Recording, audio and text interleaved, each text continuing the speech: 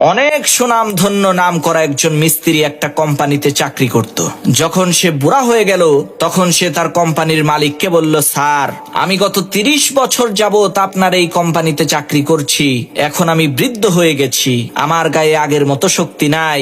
এখন আমি চাই অবসর নিতে আর বাকি সময়টুকু পরিবারের সাথে কাটাতে। তখন সেই কোম্পানির মালিক বলল, ঠিক আছে, কোনো সমস্যা নাই, তবে আপনি আমাকে শেষ একটা কাজ করে দিবেন। একটা ঘর তৈরি করতে হবে, এই কাজটা করার পরেই আপনার ছুটি। তখন সেই মিস্ত্রি মালিকের মন রক্ষা করার জন্য তার অনিচ্ছা সত্ত্বেও সেই ঘর তৈরির কাজ শুরু করে দিল। কিন্তু সে মনোযোগ দিয়ে কাজ না করার কারণে তার সর্বশেষ তৈরি করা ঘরটা মোটেও সুন্দর হলো না। ঘর তৈরির কাজ সম্পূর্ণ হওয়ার পর কোম্পানির মালিক যখন ঘরটাকে দেখতে আসলো তখন ওই মিস্ত্রিকে ডেকে এনে বলল, আজ থেকে এই ঘরটা আপনার, আমাদের এই কোম্পানির পক্ষ থেকে আপনাকে এই ঘরটা গিফট করা হলো। তখন ওই মিস্ত্রি মাথায় হাত দিয়ে বসে পড়লো আর বলতে লাগলো, হায় আফসোস, জীবনে কত মানুষের কত ঘর সুন্দর করে সুসজ্জিত করে তৈরি করেছি, আজকে যখন আমার ঘরটা তৈরি করার পালা আসলো সেই ঘরটা আমি সুন্দর করে তৈরি করতে পারলাম না।